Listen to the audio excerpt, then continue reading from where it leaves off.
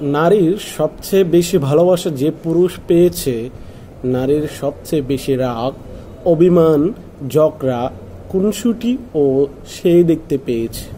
নারীরা একটু এমনই।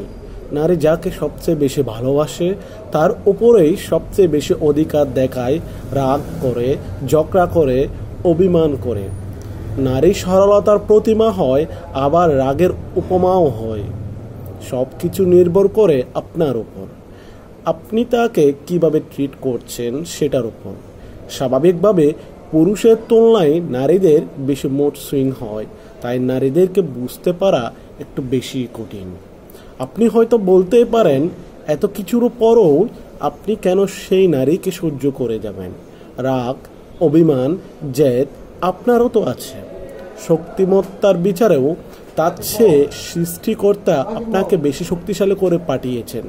আপনি চাইলেই সেই শক্তি, রাগ, ক্ষমতা প্রয়োগ করতে পারেন, আবার চাইলে তাকে ছোট বাচ্চাদের মতো ট্রিট করতে পারেন। ক্ষমতার প্রলয় না দেখিয়ে বাচ্চাদের মতো ট্রিট করতে পারেন।